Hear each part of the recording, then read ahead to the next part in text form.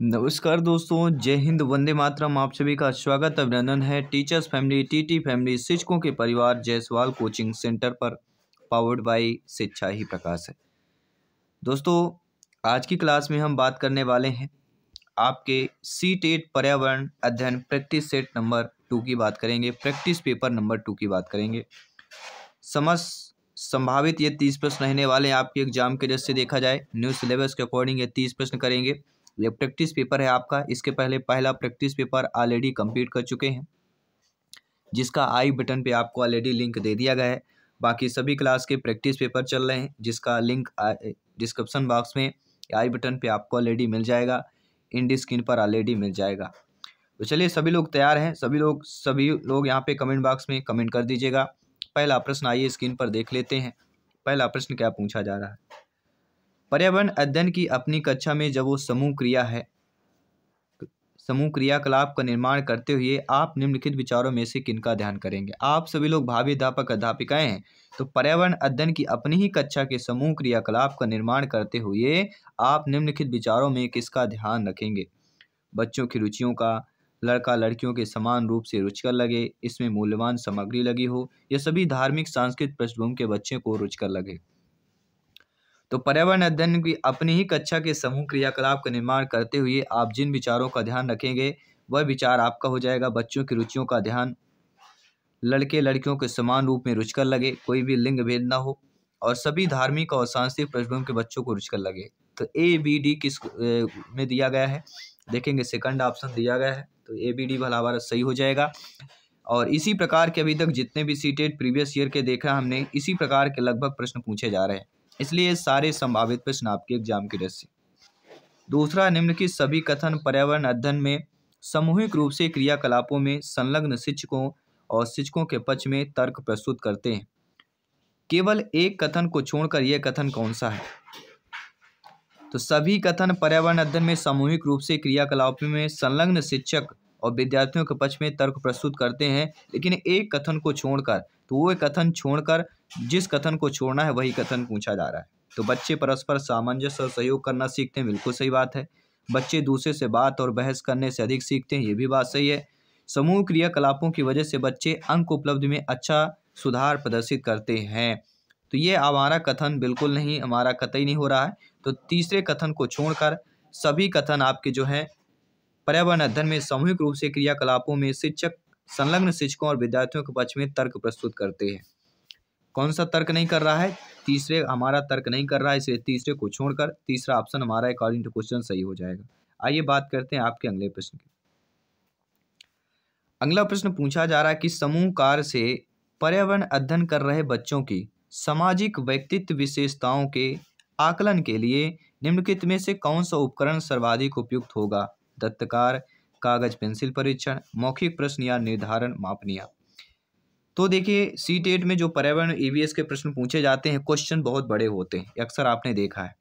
जी हाँ, तो समूह कार्य से पर्यावरण अध्ययन कर रहे बच्चों की सामाजिक व्यक्तित्व विशेषताओं के आकलन के लिए निम्नलिखित में से जो उपकरण सर्वाधिक उपयुक्त होता है वह हमारा मौखिक प्रश्न होते हैं। थर्ड वाला ऑप्शन सही हो जाएगा।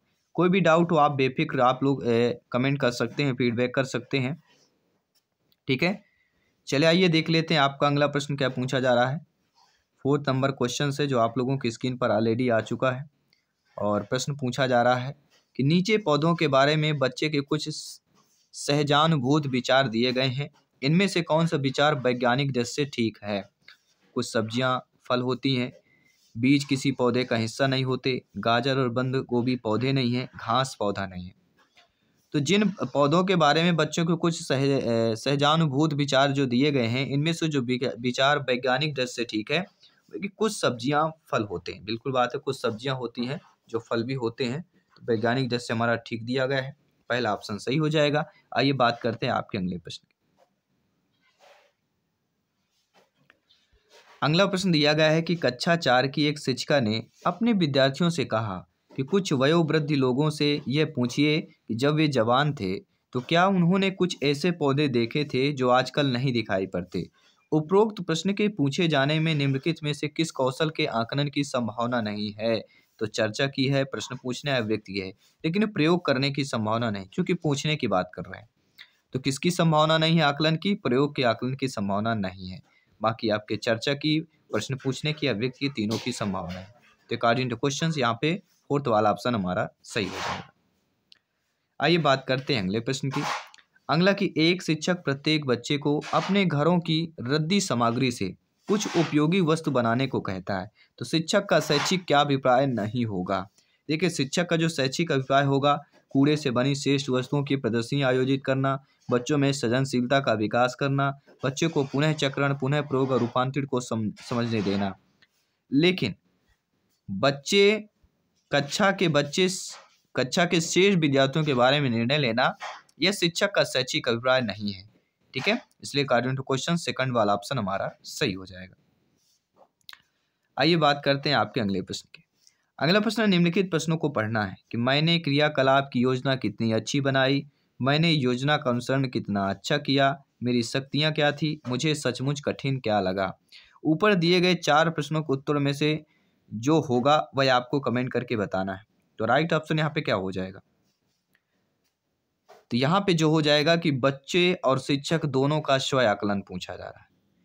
मैंने क्रियाकलाप की योजना कितनी अच्छी बनाई, मैंने योजना का अनुसरण कितना किया, मेरी शक्ति कितना है, मुझे सचमुच कठिन लगा। मैंने, मेरी, मुझे, ये इसका जिक्र किया गया है। तो यहाँ पे जो ऑप्शन सही होगा कि बच्चे और शिक्षक दोनों का स्वाकलन की बात कर रहे हैं, पहला ऑप्शन सही हो जाएगा।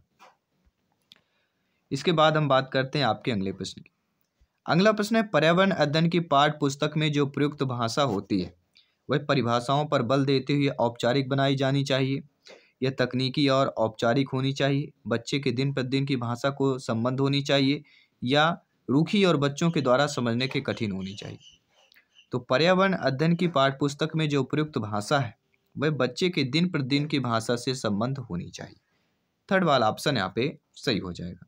कोई भी डाउट हो बेफिक्र आप लोग कमेंट कर सकते हैं। आइए बात करते हैं अगले प्रश्न की। एक शिक्षक अपने विद्यार्थियों को विभिन्न पशुओं को चित्र देता है और उन पशुओं पर रंग भरने को कहता है जो हमारे घरों में नहीं रहते हैं।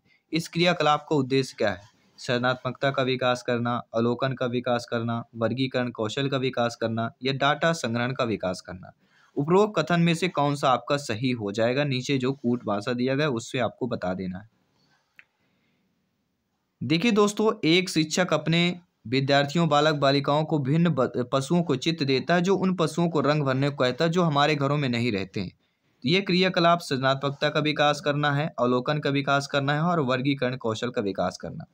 डाटा संग्रहण का विकास करना ये नहीं होगा। तो ए, बी, ए, सी तीनों जो है आपके क्रियाकलाप को उद्देश्य हो जाएगा। तो ए, बी, सी देखिए किस ऑप्शन में दिया गया है। देखिए आपका सेकंड ऑप्शन में दिया गया है जो कि सही हो जाएगा। आइए बात करते हैं आपके अगले प्रश्न की। अगला प्रश्न है, पर्यावरण अध्ययन के पाठ्यक्रम जिसे 6 उप विषयों के चतुर्दिक निर्मित किया गया है, इसमें पौधे और पशु को जानबूझकर परिवार और मित्र उप विषय के अंतर्गत सम्मिलित किया गया है। इसके लिए निम्नलिखित में से एक कारण को छोड़कर शेष सभी कारण हो सकते हैं, वह कारण कौन सा होगा? ठीक है, शेष सभी कारण हो सकते हैं लेकिन एक को छोड़कर, वही बताना किसको छोड़कर सभी कारण आपके हो सकते हैं। तो आप सभी लोग जानते हैं कि विद्यार्थियों को विज्ञान के दृष्टिकोण से पौधे और पशुओं को समझाने में सक्षम बनाना, इसको छोड़कर सभी कारण हो जाएंगे, क्योंकि विद्यार्थियों को विज्ञान के दृष्टिकोण से पौधे और पशु को समझाने में सक्षम बनाना यह नहीं होगा। क्योंकि हम देखें, इसको छोड़कर जो अदर ऑप्शन दिए गए कि सामाजिक और सांस्कृतिक संदर्भ में पौधे और पशुओं के स्थान निर्धारित करने में विद्यार्थियों को सहायता करना, क्योंकि विद्यार्थियों को सहायता करना कहीं ना कहीं पॉजिटिव हो जाता है। इस बात को उभारना कि किस प्रकार मनुष्य एक दूसरे से घनिष्ठ संबंधों को साझा करते हैं। साथ ही साथ अगला कि इस बात को उभारना कि किस प्रकार कुछ समुदायों के जीवन और आजीविकाएं विशेष पशु या पौधों से घनिष्ठ रूप से जुड़े हुए हैं।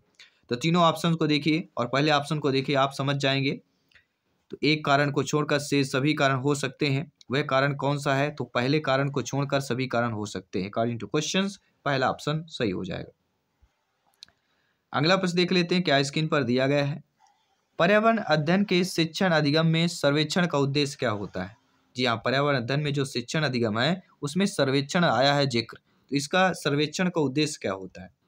समुदाय के साथ अन्योन्य क्रिया का अवसर प्रदान करना, बच्चों को विभिन्न लोगों के प्रति संवेदनशील बनाना, सूचना को प्रत्यक्ष प्राप्त करने का अवसर प्रदान करना, आकलन के लिए अवसर के रूप में इनका उपयोग करना। नीचे कूट आपका दिया गया, कौन सा कूट सही होगा ये आपको कमेंट करके बताना है। तो पर्यावरण अध्ययन के शिक्षण निगम के सर्वेक्षण का उद्देश्य, यह हमारे ABCD ये चारों उद्देश्य सही दिए गए। तो जो आपका सेकंड ऑप्शन दिया गया ABCD वाला ऑप्शन हमारा सही हो जाएगा। आइए बात करते हैं अगले प्रश्न की। निम्नलिखित में से कौन सा जो है कश्मीर के पड़ोसी राज्य है। राज्यों से एक प्रश्न जरूर आता है, अभी तक देखा हमने जितने भी एग्जाम हुए हैं तो वो पड़ोसी राज्य अक्सर पूछा जाता है। तो कश्मीर के जो पड़ोसी राज्य हैं वे कौन से कहलाते हैं, हिमाचल प्रदेश और पंजाब हो जाएंगे। ठीक है, सेकंड वाला ऑप्शन सही हो जाएगा। कोई भी डाउट हो आप बेफिक्र आप लोग बता सकते हैं। आइए बात करते हैं अगले प्रश्न की। अगला प्रश्न है, पशुओं की त्वचा पर विविध पैटर्न जो डिजाइन होता है वह क्या होता है। तो पशुओं की त्वचा पर जो विभिन्न पैटर्न डिजाइन होता है उस जलवायु के कारण होता है जिसमें वे रहते हैं, उनकी शारीरिक शक्ति को इंगित करता है, या परावर्तित प्रकाश के कारण होता है, या उनकी त्वचा पर बालों के कारण होता है। तो ऑप्शन नंबर 4 सही हो जाएगा। पशुओं की त्वचा पर विविध जो पैटर्न डिजाइन होता है उनकी त्वचा पर बालों के कारण होता है। तो यहाँ पे 4th ऑप्शन सही हो जाएगा। कोई भी डाउट हो आप लोग बेफिक्र कमेंट कर सकते हैं, फीडबैक कर सकते हैं। अगला प्रश्न स्क्रीन पर है, जो व्यक्ति जंगल में कम से कम 25 वर्षों से रह रहे हैं उनका उस जंगल भूमि पर और उसमें पैदा होने वाली वस्तुओं पर अधिकार है। यह जनादेश किस के द्वारा दिया गया है। तो सभी लोग जानते हैं यह जो जनादेश दिया गया है जंगल अधिकार अधिनियम 2007 के द्वारा यह जनादेश दिया गया है कि जो व्यक्ति जंगल में कम से कम 25 वर्ष से रह रहा है उनका उस जंगल भूमि पर उसे पैदा होने वाली वस्तुओं पर अधिकार अवश्य है। यह जो जनादेश है जंगल अधिकार अधिनियम 2007 के अकॉर्डिंग है। आइए बात करते हैं आपके अगले प्रश्न। अगला प्रश्न है, निम्नलिखित में से मच्छरों द्वारा फैलने वाले रोगों का समुच्चय कौन सा है। तो सभी लोग जानते हैं कि मच्छरों द्वारा जो फैलने वाले रोगों का जो समुच्चय हो जाता है वह डेंगू, मलेरिया और चिकनगुनिया हो जाता है। 4th वाला ऑप्शन सही हो जाएगा। अगला जो प्रश्न दिया गया है, घटपर्णी पौधा, जी हाँ घटपर्णी पौधा पूछा गया है, या निपेंथिस क्या है। तो घटपर्णी और निपेंथिस जो पौधा होता है सभी जानते हैं मेढक, कीड़े मकोड़ों और चूहों को चालाकी से फंसाकर खा जाता है। 3rd वाला ऑप्शन सही हो जाएगा। अगला, नीचे दिए गए खाद्य पदार्थों के किस समुच्चय में लौह तत्व प्रचुर मात्रा में पाया जाता है। तो आप सभी लोग जानते हैं लौह तत्व आंवला, पालक, गुड़ में सबसे ज्यादा प्रचुर मात्रा में पाया जाता है। पहला ऑप्शन सही हो जाएगा। अगला प्रश्न है, हमारे देश के लगभग सभी भागों में मिर्च का उपयोग भोजन पकाने में किया जाता है। हमारे देश में मिर्च को लाने वाले व्यवसायी आए थे उज्बेकिस्तान से, दक्षिण अमेरिका से, अफगानिस्तान से या ऑस्ट्रेलिया से आए। तो यहाँ पे आप लोगों का कौन सा ऑप्शन सही हो जाएगा।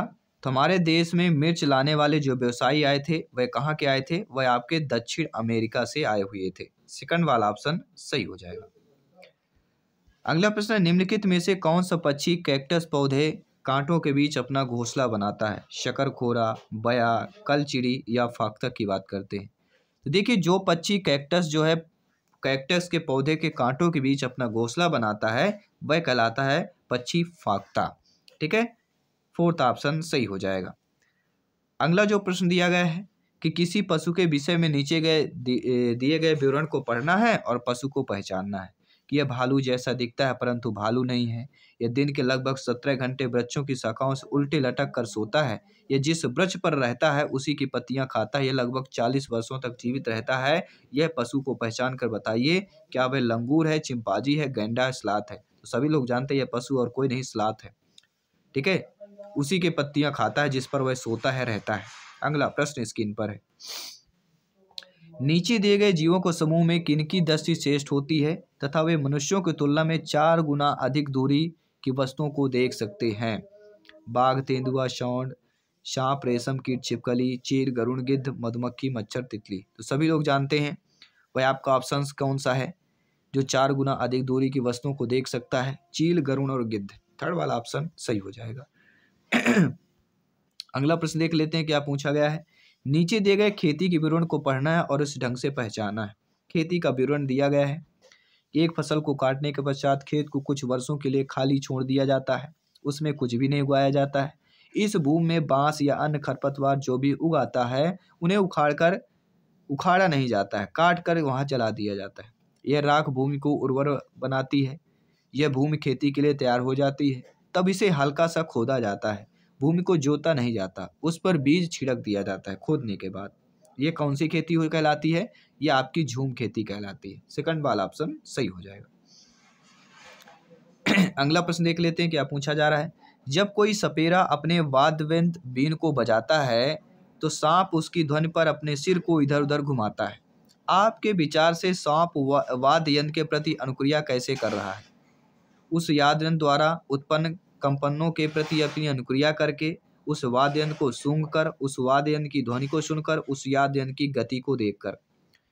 तो कोई भी देखे जो सांप होता है वाद्य यंत्र के प्रति अनुक्रिया जो कर रहा है, तो हमारे विचार से देखा जाए जो अनुक्रिया कर रहा है कि वह उस वाद्य यंत्र द्वारा उत्पन्न जो कंपन होता है उसके प्रति अनुक्रिया करके। पहला ऑप्शन सही हो जाएगा। कोई भी डाउट हो बेफिक्र आप लोग कमेंट कर सकते हैं। आप कहे कि कमेंट फीडबैक सर्वोपरि है, श्रीमान है जायसवाल सर, आप सभी का अभिनंदन स्वागत करते हैं। दोस्तों, परिवार एक इकाई होता है जिसमें माँ, पिता और उनके 2 बच्चे होते हैं। यह कथन कैसा है? देखिए, परिवार फैमिली पहला ही चैप्टर है और इस चैप्टर से एक प्रश्न अवश्य पूछा जाता है, कभी कभी 2 भी आ जाते हैं। तो परिवार एक इकाई जिसमें माँ, पिता उनके दोनों बच्चे होते हैं, ये कथन जो है आपका सही नहीं है, क्योंकि परिवार कई प्रकार के होते हैं। परिवार का केवल एक ही प्रकार में वर्गीकरण नहीं किया जा सकता। संयुक्त परिवार होता है, ठीक है, जिसमें एकल परिवार होता है। तो परिवार जिसमें माँ पिता उनके 2 बच्चे होते हैं, इसको नहीं कहा जा सकता। इसलिए जो सेकंड ऑप्शन है हमारा सही हो जाएगा अकॉर्डिंग टू क्वेश्चंस। आइए बात करते हैं आपके अगले प्रश्न की। अगला कि मानवों के पेट में अमाशय रस की प्रकृति होती है और वह भोजन के पाचन में सहायता करता है। उभयधर्मी, उदासीन, अम्लीय, क्षारीय। कौन सी अमाशय रस की प्रकृति होती है? तो वह हमारी अम्लीय होती है। जी हाँ, हमारे और आपके पेट में अमाशय रस की जो है अम्लीय प्रवृत्ति होती है, अम्लीय प्रकृति होती है और वह भोजन के पाचन में सहायता करती है। यहाँ पे थर्ड वाला ऑप्शन सही हो जाएगा। अगला प्रश्न है, कक्षा 1 के शिक्षक ने अपने बच्चे को निम्नलिखित पेड़ों पौधों की पत्तियों को विभिन्न वर्गों में वर्गीकृत करने को कहा, जैसे नींबू, आम, तुलसी, पुदीना, नीम, केला आदि। कुछ विद्यार्थियों ने पत्तियों का वर्गीकरण इस प्रकार किया कि दवाओं के गुणों वाली पत्तियां, दवाओं के गुण से रहित पत्तियां, बड़ी पत्तियां, छोटी पत्तियां, ठीक है, 2 ग्रुपों में किया। तो शिक्षक ने समूह ए को सही माना और समूह बी को गलत माना। निम्नलिखित कथनों में से कौन सा कथन अधिगम प्रतिबिंबित करता है? थोड़ा हार्ड प्रश्न है, बड़ा प्रश्न है, इसलिए समझना बहुत जरूरी है। और आएगा तो आएगा A to Z यही प्रश्न आएगा और यही सारे क्वेश्चन पूछे जाएंगे। तो जो कथन हमारा अधिगम प्रतिबिंबित करता है वह हमारा क्या हो जाता है? वह वर्गीकरण का कार्य बहुत विशिष्ट और स्त्रीकृत है तथा इसका एक ही सही उत्तर होगा। क्या होगा? कि वर्गीकरण का कार्य बहुत विशिष्ट और स्त्रीकृत है। फोर्थ ऑप्शन यहाँ पे सही हो जाएगा। आइए बात करते हैं आपके अगले प्रश्न। अगला कि शिक्षक द्वारा प्रदर्शित एक कटोरे में पानी उबालने और उसका वाष्पीकरण हो जाने के प्रयोग को देखने के बाद 7-8 वर्ष के बच्चे के द्वारा दिए गए उत्तर इस प्रकार हैं कि पानी गुम हो गया है, कटोरे ने पानी सोख लिया है, आग ने पानी पी लिया है, भगवान ने पानी पी लिया है। ये उत्तर बच्चों को उनके विचार में क्या बता रहा है? तो ये उत्तर बच्चों उनके विचार में वाष्पीकरण के बारे में बच्चों की विकल्पी विचार है कि पानी का वाष्पीकरण तो साइंस की भाषा कहता है कि जो 7 वर्ष का 8 वर्ष का बच्चा है उसके द्वारा कि पानी गुम हो गया, कटोरे ने पानी सोख लिया होगा, आग ने पानी पी लिया होगा, भगवान ने पानी पी लिया होगा। ठीक है, तो इसका जो रीजन है कि वाष्पीकरण के बारे में बच्चों के विकल्पी विचार है। पहला ऑप्शन सही हो जाएगा। अगला प्रश्न है, शिक्षक को इन उत्तरों का सामना किस प्रकार करना चाहिए? जो अगला आपका प्रश्न था, तो इस प्रकार के उत्तरों का सामना अगर किस प्रकार से आप लोग शिक्षक करेंगे? बच्चों को बता दें कि वे गलत है, जल चक्र का एक मानक चार्ट प्रदर्शित करें, वाष्पीकरण की परिभाषा दें और बच्चों को उसे याद रखने के लिए कहें या उनके विचारों तक पुनः पहुंचने के लिए चर्चा प्रारंभ करें। तो शिक्षक को इन उत्तरों का सामना किस प्रकार करना चाहिए? ये उत्तर जो है जो बच्चों द्वारा दिए गए थे, ठीक है, इन उत्तरों का जो है सामना किस प्रकार से बच्चे को करना चाहिए? तो इन उत्तरों का सामना उनके विचारों तक पुनः पहुंचने के लिए एक चर्चा प्रारंभ करें। फोर्थ ऑप्शन सही हो जाएगा। अगला प्रश्न है, वाष्पीकरण विषय पर विषयों की विविध सोच का आकलन करने के लिए निम्नलिखित विषय कौन सा प्रश्न एक नमूना हो सकता है? ये जो प्रश्न का हमारा नमूना हो सकता है वह क्या हो सकता है? आप सभी लोग जानते हैं अच्छे तरीके से। क्या वह जल चक्र के 5 लाभ लिखिए, क्या होता है यदि जल चक्र होता ही नहीं, जल चक्र के क्रम के सोपानों की सूची बनाइए या जल चक्र का आरेख बनाइए और उसे नामित कीजिए। तो वाष्पीकरण विषय पर बच्चों की भी सोच का आकलन करने के लिए निम्नलिखित में से या इनमें से जो प्रश्न एक नमूना हो सकता है कि क्या होता यदि जल चक्र होता ही नहीं। सेकंड वाला ऑप्शन सही हो जाएगा। अगला प्रश्न है कि गिर राष्ट्रीय पार्क किस राज्य पर स्थित है। राजस्थान, मध्य प्रदेश, गुजरात, महाराष्ट्र। सभी कमेंट कीजिएगा। राष्ट्रीय उद्यान से अवश्य प्रश्न पूछा जाता है। तो गिर राष्ट्रीय पार्क किस राज्य में स्थित है, तो सभी लोग जानते हैं गुजरात राज्य की बात करेंगे। थर्ड वाला ऑप्शन सही हो जाएगा। और इस क्लास का अंतिम तीसरा प्रश्न स्क्रीन पर है प्रैक्टिस पेपर का कि निम्नलिखित में से कौन सा राज्य जम्मू और कश्मीर के पड़ोसी राज्य है। हिमाचल प्रदेश, उत्तराखंड, हिमाचल प्रदेश पंजाब, हिमाचल प्रदेश उत्तर प्रदेश, उत्तराखंड या राजस्थान। ये क्वेश्चन लगभग सेम टू सेम है, रिपीट हुआ है, इसलिए हम आप सभी के लिए मॉक क्वेश्चन के इस प्रश्न को दे रहे हैं। आपको कमेंट करके फीडबैक करके बताना है और टॉप 30 में से आपने कितना स्कोर प्राप्त किया आपको कमेंट बॉक्स में अवश्य शेयर करना है। अपना स्कोर अवश्य शेयर करना है। बाकी सभी क्लासेस चल रही हैं, सभी यहाँ पे कमेंट कीजिएगा। और आपकी अगली जो CDP की क्लास होगी, प्रैक्टिस पेपर होगा 11:30 बजे होगा, सुबह होगा। 4 PM में आपका फिर मैथ्स पेडागोजी या हिंदी पेडागोजी की क्लास होगी और फिर आपके 7 PM में EVS की प्रैक्टिस पेपर की लाइव क्लास होगी। मैं आपके साथ जयसवाल सर, ये समय नोट कर लीजिएगा। इस समय पर हम लाइव क्लास करेंगे। जल्दी मिलते हैं आपकी अगली क्लास पर। सभी मित्रों को जय हिंद, वंदे मातरम, धन्यवाद सभी का।